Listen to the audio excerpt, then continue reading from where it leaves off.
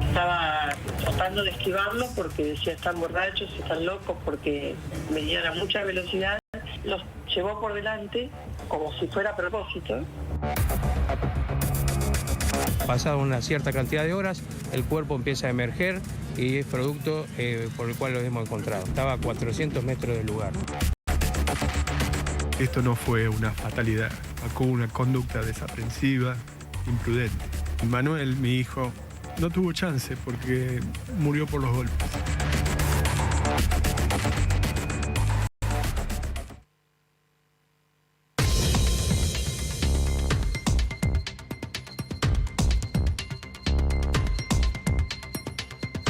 El 31 de marzo del 16. Parece mentira, 31 de marzo de 2016, 7 años han pasado de aquella noche fatídica en el Delta del Tigre. Como decía Richard, 2 lanchas que iban por el Delta con 2 situaciones muy diferentes. Sí, en cada una muy pasaba, diferentes. Es decir, había una historia diferente que no tenía nada que ver. 2 realidades distintas, 2 realidades. Podríamos decir. En una lancha iba Manuel Storani, el hijo de Federico, de 14 años, iba con su mamá, con Ángeles Brusone, con otras personas, volvían de cenar, volvían de un festejo, cumpliendo con todas las normas, siempre dentro de la legalidad. Ustedes saben que para navegar hay un código, igual que ocurre en las calles. Ellos venían cumpliendo con la ley perfectamente, pero del otro lado venía otra lancha con una realidad muy distinta, Richard, porque una lancha diferente. Que hasta donde sabemos ahora, y esto ya deberíamos tenerlo con certeza porque ya debería haberse realizado el juicio por esta causa, pero por el momento tenemos que decir que en principio esa otra lancha venía incumpliendo todas las normas. ¿Por qué? Porque venía sin la iluminación reglamentaria, venía a exceso de velocidad. Esto lo han contado distintos testigos. La lancha era pilotada por un hombre, por Pablo Torres Lacal, que... Pablo Torres Lacal. No se olviden de este nombre porque es el acusado en este caso, que, como ya empezaba a decir Rolando, venía sin los recaudos del caso, de noche, a gran velocidad por el río, haciendo zigzag y en un estado personal, físico, que ya vamos a hablar porque ha dado motivo a cierta polémica. Digo cierta polémica porque, de acuerdo con lo que uno hace, es como está. De otra manera, a ver, 2 más 2 siempre es 4, ¿no? Pero usted sabe que en tribunales la realidad se transforma, se distorsiona. Parece la teoría de la relatividad de Einstein. El tiempo se curva. Dentro de tribunales pasa de todo. Entre otras cosas, esto que les estoy diciendo, el estado en que estaba el causante, ojo con esto, el causante de estas muertes. El causante de estas muertes, porque hasta eso se ha querido desviar. Y después de esta cuestión, el tiempo que ha pasado hasta que lo sienten en el banquillo de los acusados y determinen su responsabilidad. Dale. Richard, Pablo Torres Lacal, según los testigos, ahora vamos a repasar en detalle todos estos datos que hay en la causa, estaba exaltado. Así lo han definido quienes lo vieron. ¿No te parece extraño que en todas las crónicas, usted sabe que en todas las crónicas que usted encuentra al respecto, o incluso cuando se investigó, mejor dicho, periodísticamente el caso, entonces decían, ¿cómo está este hombre, che? Exaltado. Se repite siempre la misma palabra. Exaltado. ¿Qué es exaltado? ¿Uno cómo puede estar exaltado? En esas circunstancias, bueno, me dicen, no, viene de jugar un partido de fútbol, o que perdió, o viene de ver a su cuadro. Boludeces. Lo que le quiero decir es, ¿cómo en una circunstancia como la que acabamos de describir con Rolando, una persona puede estar exaltada? Había ido a cargar nafta. Y fue a cargar nafta exaltado. Y se pasó. Se pasó de la estación de servicio, ustedes saben, son particulares en el Delta del Tigre, pero se pasó, tuvo que volver. El que atendía dijo, estaba exaltado. Pablo Torres Lacal, que iba con amigos, estaban yendo a tomar algo, a extender la noche, venían de tomar algo, ahora vamos a entrar también en esos detalles. ¿Y qué ocurrió? Después de cargar nafta, arrancaron haciendo zigzag, como decía Ricardo, y terminó embistiendo la lancha de Pablo Torres Lacal, la embarcación en la que venía Manuel Storani, de 14 años nada más, con su mamá, y con otro grupo. Creo que había 4 personas más. Como resultado del choque, Richard, perdieron la vida Manuel, de 14 años, perdió la vida su mamá y perdió la vida un amigo de Pablo Torres Lacal que iba con él en la lancha. 3 muertos en medio de la noche en el delta del Tigre. 7 años pasaron de esa noche y todavía la justicia no ha dado un veredicto. Cualquiera sea el delito de que se trate, es una bestia. Usted me va a decir, bueno, escúcheme una cosa, ¿quién es este Lacal? ¿Quién es? No sé, ¿es un isleño? ¿Quién es? Decorador de interiores. Viajero, le gusta viajar, debe tener guita. Viajero, viaja. En las redes sociales pone la foto de los viajes, qué sé yo. Decorador de interiores. Qué sé yo. Y ya está ahí, ¿eh? Ya está ahí. Vamos a ver ahora si podemos sacar algún dato más. Digo, para saber quién es el acusado de provocar estas muertes. Es por un lado. Y por otro, su historia personal. Da como para pensar que es un loquito ahí, se ponía en la lancha, bebía algo, tal vez sí, tal vez no, porque estaba exaltado. No se olvide de esto, estaba exaltado. Fumaba alguna cosa que podía trastornarle la conciencia. En realidad, estaba en sus cabales. Vamos a empezar por ahí. Cuando yo digo trastornar la conciencia, quiero decir, bueno, nada, es un tipo que está acelerado. Póngale. Eso no significa que no estuviese en sus cabales. Bueno, en definitiva, estaba ahí. Ahora, todo esto que estamos contando con Rolando Barbán, estaba ahí desde el año 16. Desde poco después de la investigación, a pesar de que se quiso tratar de desviar la atención de Lacal hacia el conductor de la lancha que salía para llevar a los pasajeros a su destino después de la cena a la que habían concurrido. Acusar a quien conducía la lancha donde iba Manuel, donde iba su mamá, a los que recibieron el impacto de la embestida de Torres Lacal. Cosa que no lograron de... ¿Lacal qué hizo? No, fue que... Bueno, cosa que no lograron. De todas maneras, ¿cuánto pasaron? 7 años. 7 años. 7 años es mucho para todo.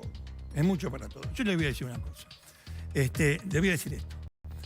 Cuando van a estudiar en abogacía, se va a estudiar abogacía, una de las materias es Derecho Procesal Penal, Derecho Procesal Civil. Así es. Es decir, el cómo se hace. Procedimiento. Bueno, fantástico. Cuando uno va a estudiar, obviamente, en Derecho Penal, usted tiene cómo se inicia un sumario, quién puede iniciar un sumario, cómo es la investigación, bueno, una serie de cuestiones hasta llegar al juicio. Después del juicio, usted tiene toda la variedad de recursos que vendrían a ser vericuetos en cierta medida para tratar de que se revise la decisión inicial. Bueno, que la revise uno, que la revise otro. Bueno, espere. No se va a pasar toda la vida pidiéndole a la gente que está en tribunales superiores que revise el caso, porque no le salió como usted quería. Bueno, ahí está la cuestión. Si el derecho procesal penal se resumiera a presentar recurso tras recurso, no es derecho procesal penal, es una guachada. Lisa y llanamente. Es utilizar una herramienta legal, una herramienta buena, benéfica, una herramienta que sirve para desarrollar un proceso y determinar responsabilidades. ¿Para qué? Para subvertirla. Para que no sirva para nada, en una palabra. Y para prolongar una situación que no le conviene, yo le voy a decir que no le conviene a nadie. En realidad, muchas veces le conviene al autor. A la víctima no le conviene nunca. Nunca le conviene. Porque antes de que termine el tema penal, es mucho mejor. Bueno, Richard, llegamos a este punto. Si te parece, vamos a hablar ahora con Federico Storani y nos vamos a meter de lleno en lo que va a ser el juicio por la muerte de estas 3 personas. Así es. Gracias, Federico, por venir. ¿Qué tal? Bueno, empezamos por el final. Mucho tiempo. Demasiado tiempo. Sí, mucho tiempo. Ustedes lo han resumido muy bien. Son 7 años y medio, en realidad. Porque el siniestro, la tragedia, el homicidio, ocurrió en la noche del 31 y las primeras horas del 1 de abril. Y tal como ustedes lo señalaron, el timonel de la lancha donde venía Manuel, mi hijo Manuel Storani, con su mamá Ángeles Brusone, venían ya regresando, porque era una hora tarde, ya regresando. Claro, Claro, volvían. claro, cerca de medianoche. Claro, pero fíjense ustedes, primer detalle. Recién a esa hora, minutos antes, este señor imputado de triple homicidio simple con dolo eventual, esa es la imputación que tiene. Ahora vamos a explicar qué significa esto, ustedes lo saben. Sí. No, pero está muy bien para el público. A esa hora él estaba saliendo recién. Bueno, recién estaba bajando la lancha, donde incluso le hicieron algún problema para bajársela de la guardería, por el estado, tal como ustedes resumieron, exaltado en el cual lo encontraban. Ya en la guardería lo vieron. En la guardería. De su lancha, digamos. Hay testimonios en tal sentido.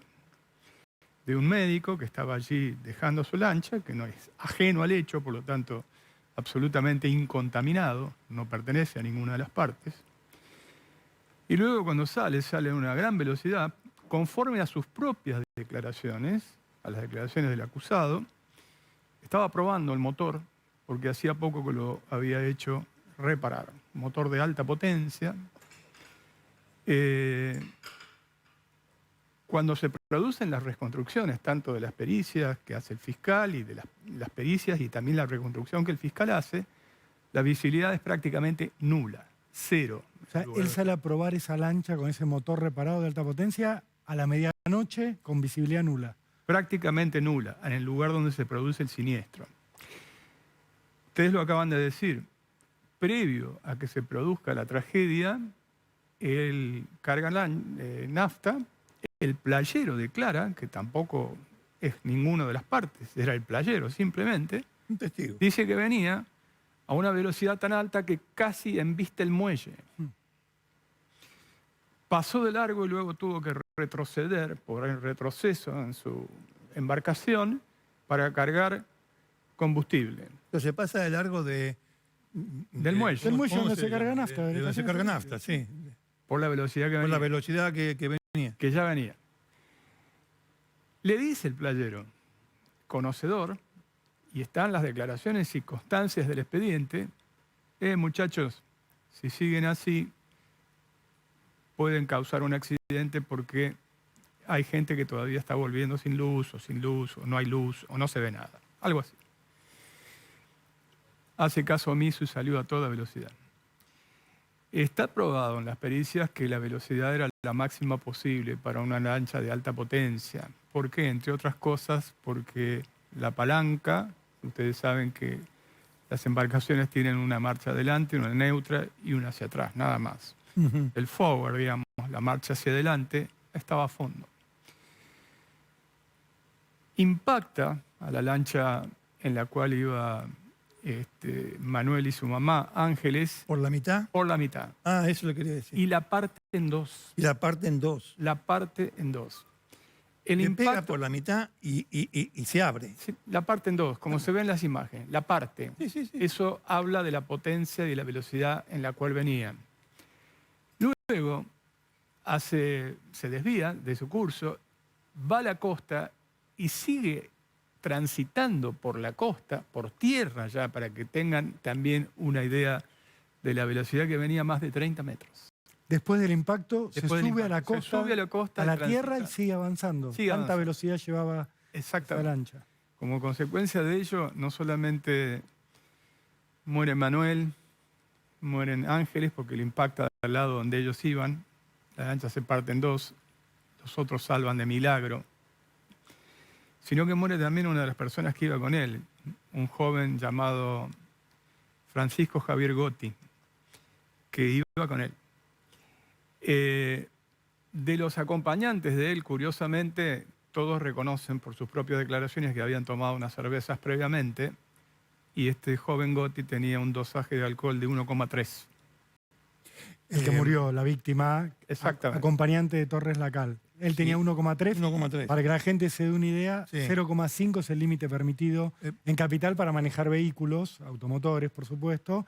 Para tener una idea, digo, es más del doble de lo que la ley 1,3 establece no puede como manejar nada. límite para manejar un auto. ¿Y de Torres Lacal se supo en algún momento No, qué porque dosaje tenía de sangre? con el argumento, bueno, ustedes se imaginan, porque ¿cómo fue la mecánica del tema? Ángeles murió apenas unas horas después en el hospital de San Fernando, pero Manuel no aparecía.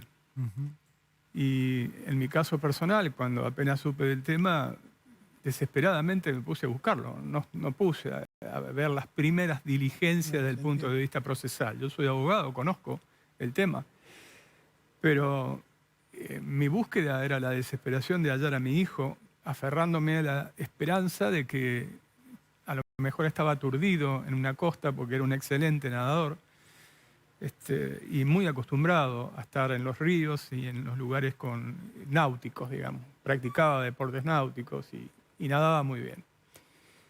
Por supuesto, lamentablemente eso no ocurrió. 3 días lo buscamos. Lo buscamos por embarcación, lo buscamos por aire, en helicópteros con la prefectura. Hubo una movida también solidaria de embarcaciones que lo buscaron también, que se sumaron a esa búsqueda desesperada y angustiante. Pero con esto quiero decir también que nosotros nos abocamos esos 3 primeros días a la búsqueda. A la prioridad que era encontrarlo más. Y apareció a los 3 días, como se dijo en el informe, ya emergiendo 400 metros más allá de donde había sido embestido lo que quedaba de Manuel. ¿Se pudo determinar que había muerto por golpes? Sí. La autopsia determinó que murió por los golpes recibidos casi inmediatamente. Es decir, no tuvo chance de poder ejercer su pericia como nadador y su experiencia. No tuvo ninguna chance. El golpe fue tan brutal y violento que partió a la embarcación en la que iba en 2 y golpeó del lado donde él iba y su mamá. Tanto que su mamá Ángeles muere horas después en el hospital de San Fernando, como dije, también por golpes y derrames internos, irreversibles, de los golpes, de la brutalidad de los golpes. Federico, bueno, estos son los hechos. Usted estaba abocado, por supuesto, como cualquiera de nosotros haría, a buscar a su hijo, y por eso no pudo prestar atención a lo que pasaba en la investigación. La pregunta que le habíamos hecho es, ¿Torres Lacal se sometió a algún tipo de análisis? ¿Le hicieron las pericias en el momento para saber si había tomado alcohol, si había consumido drogas? Conforme a las constancias del expediente, es curioso que aunque uno de los tripulantes de esa embarcación, el otro acompañante, haya dicho que tomaron cerveza, no le hicieron dosaje de alcohol. Primero. En segundo lugar, supuestamente por las heridas recibidas por Torres Lacal, que eran ínfimas, decían que no tenía capacidad pulmonar para soplar la pipeta correspondiente. Entonces, esas irregularidades igualmente no lo eximen de la responsabilidad penal, toda vez que aún tendría que comprobarse que estuviera en un estado de inconsciencia para eludir la posibilidad de la imputabilidad penal. En este caso, a ver, yo les digo que hagan este ejercicio, que cierren los ojos porque no se veía nada, que vayan al máximo nivel de velocidad haciendo zigzag. Una persona que tiene experiencia, porque estaba acostumbrado a navegar, se podía representar el daño que iba a causar y aún así continuó en esa acción que terminó en un triple homicidio. Eso significa el dolo eventual. Es como si hubiera cerrado los ojos y hubiera acelerado a toda velocidad. No se veía nada. Cualquiera puede representarse que esa actitud va a terminar con la muerte eventualmente. En una tragedia. Podría haber sido esa lancha o cualquier otra. Fue la de mi hijo, pero podría haber sido cualquier otra. Porque la velocidad era una velocidad absolutamente desmedida y el movimiento que iban haciendo, porque venían probando el motor, era en zigzag. Es decir, de costa a costa, en zigzag. Con lo cual también dificultaba muchísimo, como están las probanzas, las maniobras de elusión, porque uno no sabe para qué lado ir cuando una embarcación viene cambiando el rumbo de manera constante. Lo cierto es que la visibilidad era cero, la velocidad era la máxima y venía realizando maniobras en zigzag. Hubo una maniobra legal para incluir a el piloto o el conductor de la lancha donde iba su familia, su hijo y su exmujer. Una especie de culpa concurrente, aunque en penal no hay culpa concurrente, vamos a aclararle al público, cuando se produce una lesión, una muerte. O un accidente de tránsito. Un accidente de tránsito, claro. Bueno, los dos venían a alta velocidad, culpa concurrente, pero son cosas que se discuten en derecho civil. Es la culpa de los dos, digamos. Alguien tuvo la culpa. Claro. Bueno, acá quisieron, hablando de culpa concurrente, quisieron llevar el tema de responsabilidad hacia el que transportaba a la gente que salía de comer, de cenar a la noche, hacia el otro conductor. ¿Qué pasó con eso? Bueno, efectivamente, primera aclaración es pertinente. En derecho penal no hay culpa concurrente, Claro. En derecho civil sí. Derecho civil, sí. Es cuando se hace una acción por daños y perjuicios que puede existir la culpa concurrente. Sabemos que la culpa en derecho penal es por negligencia, impericia o imprudencia. En este caso excede cualquiera de los márgenes. Negligencia es casi una negligencia serial por el hábito que este señor tenía al conducir. Que por testimonio se sabe que era una persona que conducía con temeridad, por los propios dichos que le gustaba la velocidad, que estaba probando el motor, que bajó una embarcación a esa hora, que tenía cero de visibilidad, casi se lleva puesto el muelle, etcétera, etcétera. Todas las circunstancias que ya relaté. Pero por lo tanto descartamos la culpa. Lo que cabe es la figura del dolo eventual.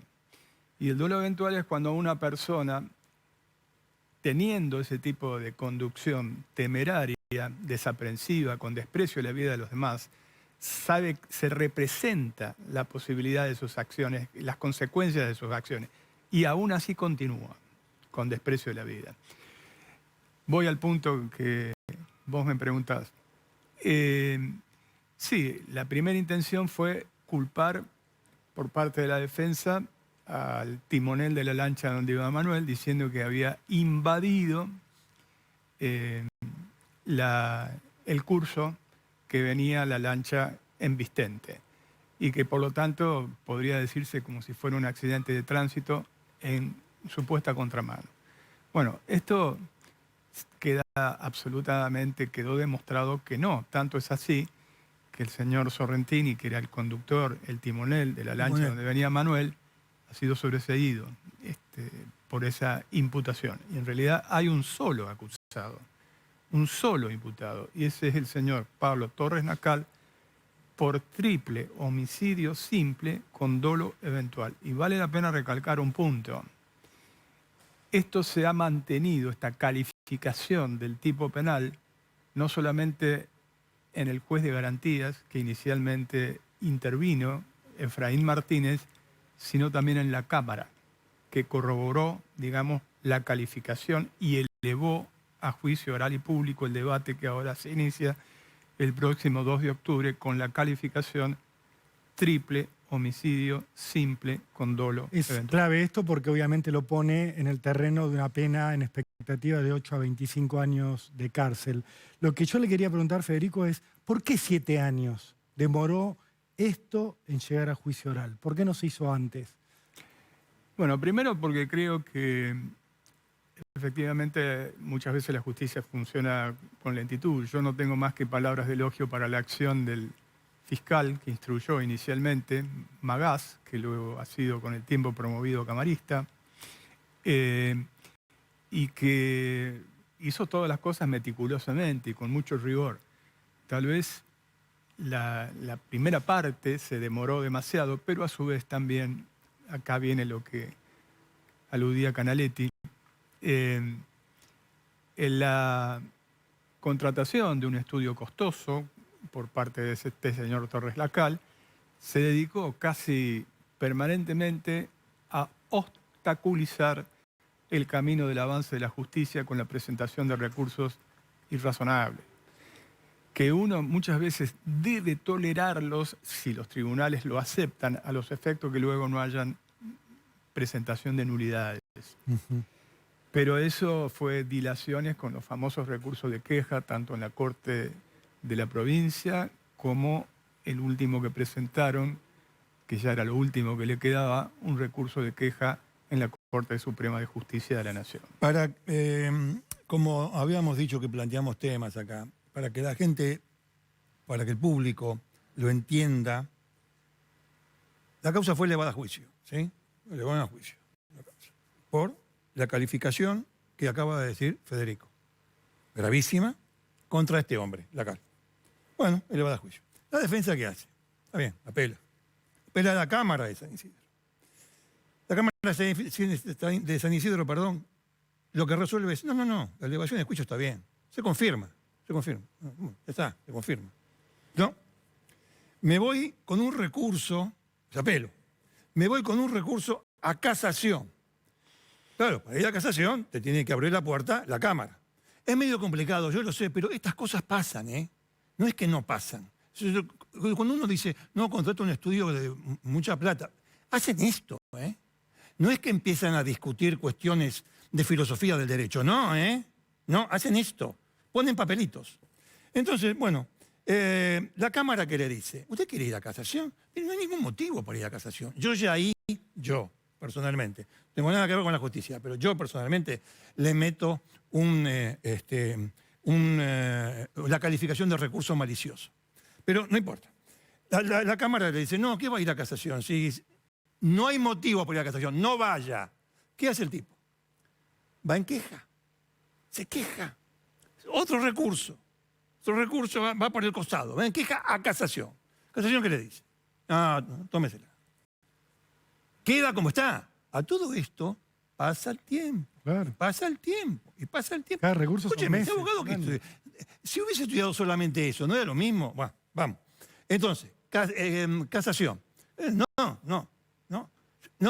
Bueno, entonces se rechaza la queja. ¿Y qué hace? Va a la Suprema Corte de la Provincia de Buenos Aires. Bueno, loco, para un poco. ¿Usted me entiende, no? Para un poco. No, va ahí. Pasa el tiempo. La CAR sigue con su vida. Porque no está preso, ¿eh? No está preso. Nunca estuvo. Nunca estuvo. Ni un solo día detenido. Y esta familia, olvídese que Federico Storani es conocido, olvídese. Esta familia está esperando que le den una respuesta acerca de la responsabilidad de quien provocó la muerte de su pariente, de sus parientes. Todavía está esperando. Y el otro, pim, pum, pam. Mientras, porque el abogado, el estudio es caro, mete papelito, y mete papelito, y mete papelito. Los abogados se enojan cuando yo digo esto, porque dicen, no son papelitos. Bueno, Suprema Corte de la Provincia de Buenos Aires, lo tengo acá, por eso yo tengo un machete. También lo rechazó el pedido. ¿Y entonces qué hacen? Presentan un recurso federal ante la Corte Suprema de Justicia de la Nación. Mire, no cualquiera, y no porque sí, se va a la Corte. No es una tontería ir a la Corte. Bueno, acá lo tomaron como y vamos a la Corte. ¿La Corte qué le dice? Se lo rechazó. Se lo rechazó y porque la Corte Nacional, mire todo el camino, más tribunales creo que no se pueden invocar. Porque la Corte lo rechazó, ahora hay un juicio. Recién ahora hay un juicio contra un tipo que vivió la vida loca, esto lo digo yo, vivió la vida loca durante 7 años después de haber hecho lo que hizo. Ya la justicia dirá la calificación, si se queda como está o lo que miércoles sea. Le puede pasar a usted, Le puede pasar a usted. Y usted dice, no, lo que pasa es que hacerte amigo del juez, no, este es político. Mire, Federico Storani, no estamos hablando de cualquier persona. Pero cuando tenés abogado... Una persona de repercusión en la sociedad. Y sin embargo... Cuando hay abogado con plata... No digo, porque uno es fundamental, el otro... No me refiero a eso. Me refiero que cuando se sabe transitar por los laberintos, como decía Borges, el menos preparado es el que queda en el camino. Bueno. Federico, ahora viene el juicio oral. ¿Usted qué espera? Porque obviamente imaginamos que necesita cerrar esto, por lo menos la parte judicial, pero ¿qué espera del juicio oral? Bueno, primero es importante recalcar esto que decía Canaletti, porque ha habido un permanente intento y falta de empatía por parte del acusado en afrontar su responsabilidad. Dilatar con recursos irrazonables, inapropiados. Todos fueron rechazados, pero mientras tanto el tiempo fue transcurriendo. Sin duda.